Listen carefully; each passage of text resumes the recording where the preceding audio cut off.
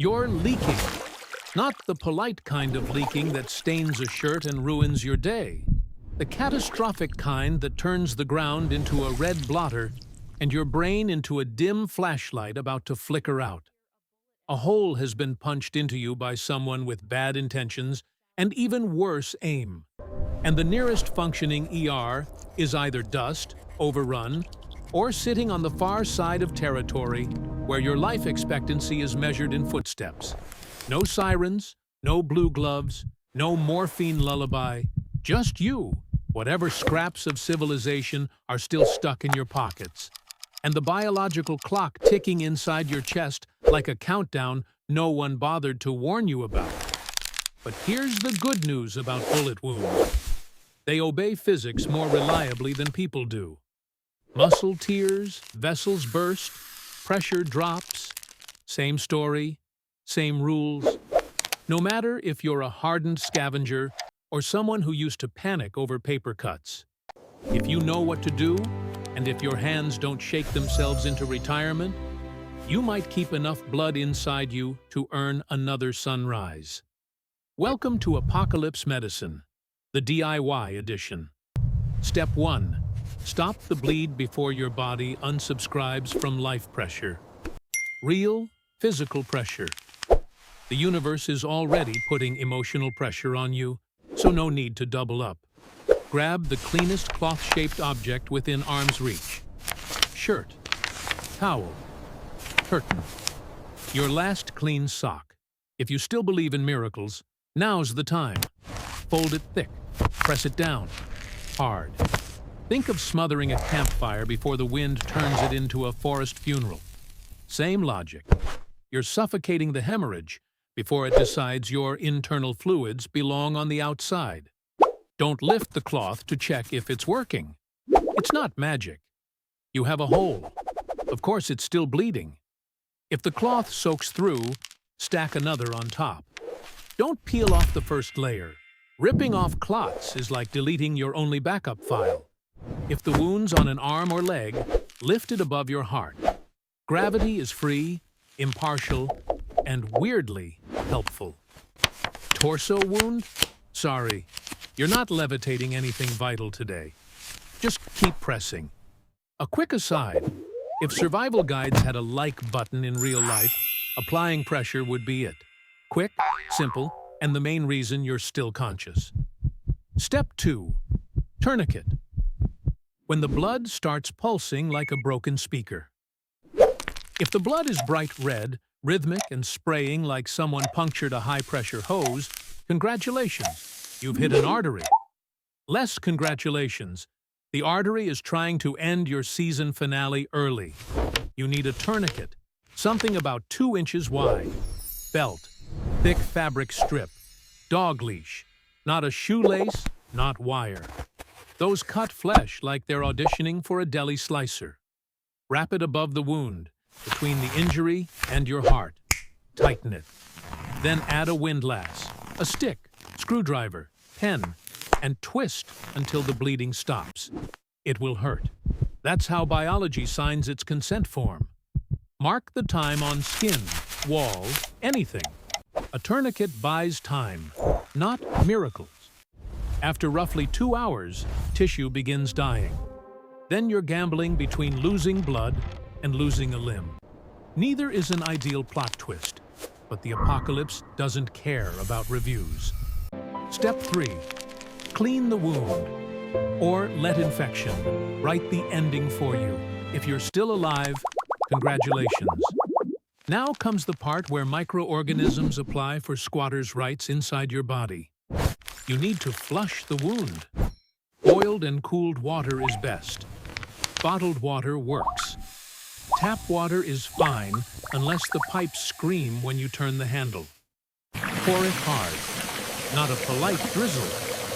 Think power washing a crime scene, not gently rinsing produce. Saline solution? Use it. Hydrogen peroxide?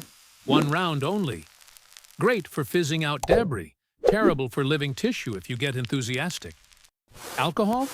Save it for when this is over. Contrary to legend, liquor doesn't sterilize a wound well. but it does amplify your regrets. Pat dry with the cleanest cloth you have, which is probably not clean, but apocalypse standards curve grades generously.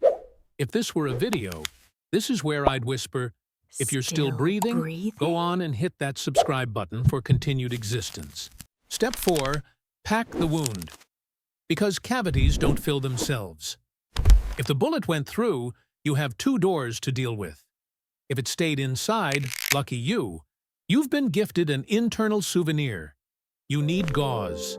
Sterile is best. Clean is acceptable. Not actively filthy is workable. Start at the deepest part. Press the gauze in gently but firmly, layer by layer, not one giant stuffing. Imagine filling a tiny, but horrifying, sleeping bag.